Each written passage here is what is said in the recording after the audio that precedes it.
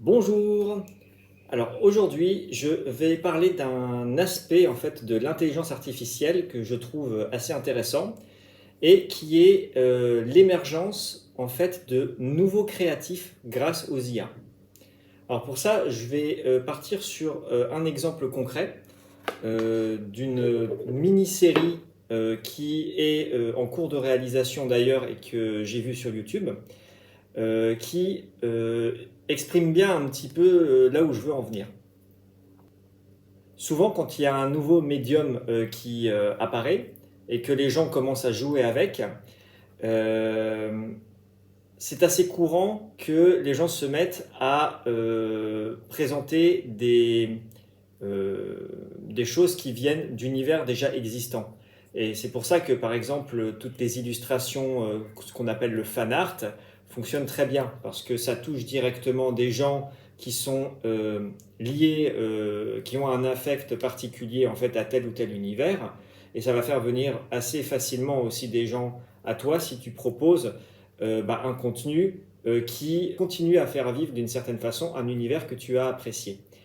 Et forcément, avec les IA, ça n'a pas dérogé à la règle. Déjà, quand il y a eu les premières IA génératives, du genre mid-journée, et qu'il y a eu les toutes premières IA qui se mettaient à pouvoir euh, créer des animations, mais vraiment ultra rudimentaires, moi, mon fil YouTube était submergé de faux trailers de Conan en version Panavision 1950, Final Fantasy 7, etc., etc., Blade Runner en version Panasonic et tout et tout. Je trouvais ça assez marrant, même si très très rapidement on se rendait compte que ça avait ses limites. Mais les évolutions de l'IA, voilà, ayant beaucoup progressé, on va dire, eh ben, on finissait par avoir des choses de plus en plus intéressantes jusqu'à ce que je tombe sur une chaîne qui s'appelle Lully Studio. Et cette chaîne, enfin, qui est en fait une personne, a décidé, par l'aide à l'aide d'IA générative au pluriel et aussi qui, qui génère des animations à partir d'images, de faire sa propre version de Resident Evil, de la série Resident Evil, mais en version film d'animation, enfin série d'animation japonaise, comme si ça avait été fait par un studio japonais.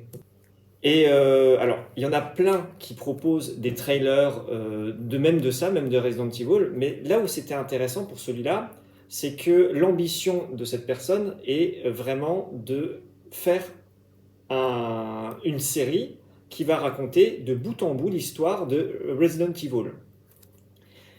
Là, il y a 4 épisodes qui sont sortis jusqu'à maintenant, et j'avoue que j'ai été assez intéressé par ce qui s'est passé. Alors, on va tout de suite, comment dire, on va tout de suite mettre les points sur les i.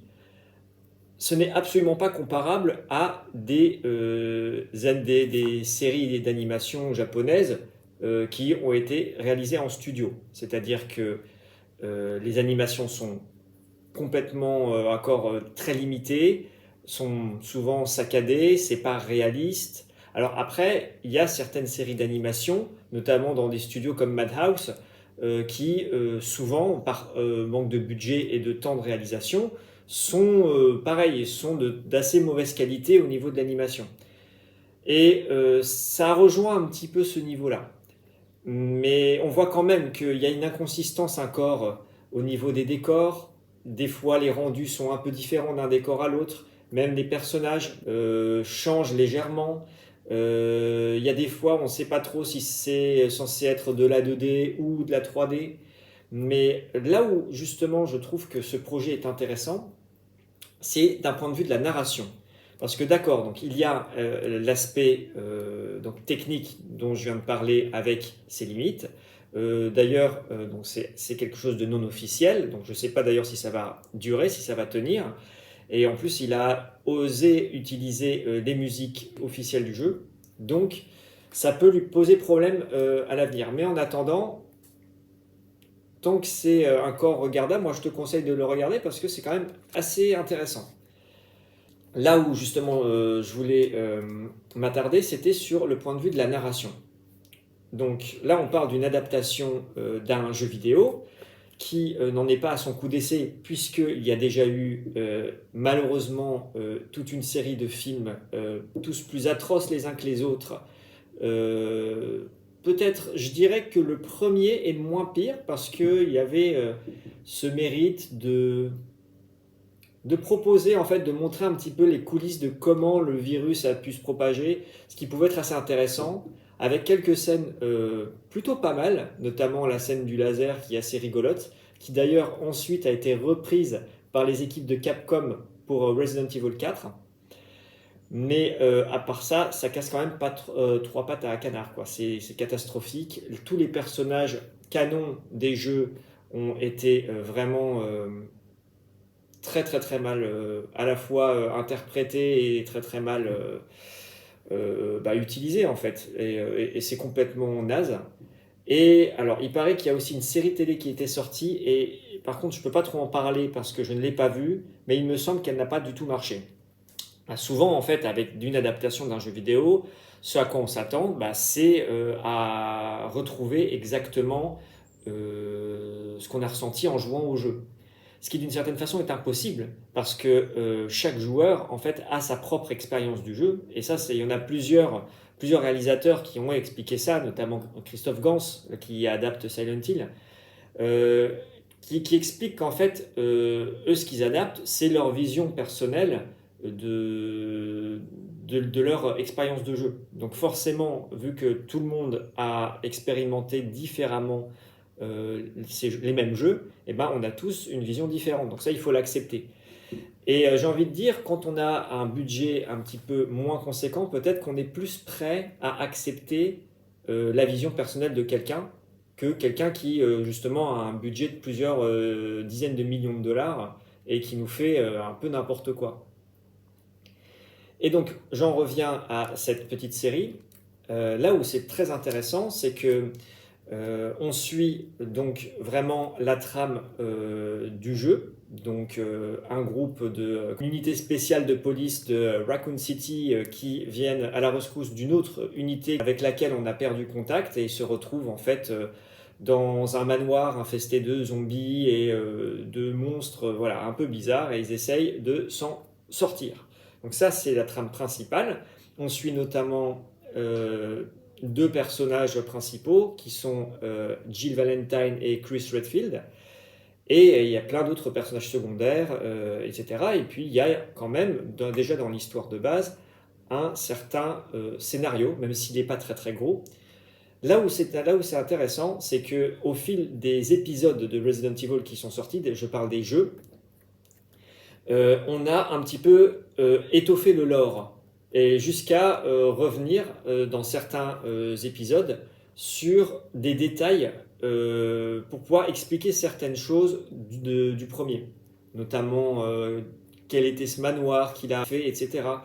Et en plus de ça, quand il y a eu des ajouts, par exemple dans le remake de Resident Evil qui était sorti sur GameCube d'abord, on a rajouté tout un arc narratif qui n'existait pas à la base, c'est l'arc narratif de Lisa Trevor.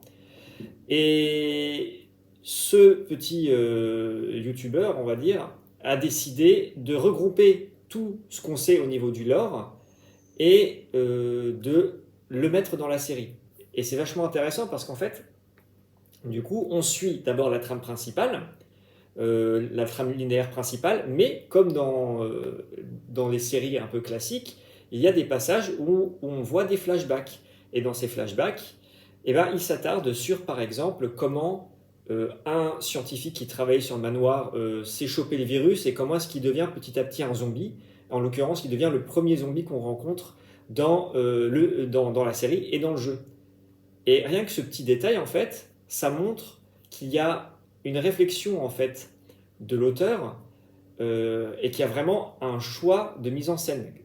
Et donc là, c'est vachement intéressant. Pareil, donc du coup, il a intégré toute l'histoire de Lisa Trevor et donc il en fait tout un passage dans un des épisodes pour expliquer petit à petit comment ça se passe avec Lisa Trevor. Et le truc encore plus sympa, c'est que Ce qui, à la base, était juste un prétexte de gameplay dans le jeu, c'est-à-dire le fait de déambuler dans un manoir à retrouver des gemmes pour pouvoir passer parce qu'il y a des énigmes, pour pouvoir ouvrir des portes, etc.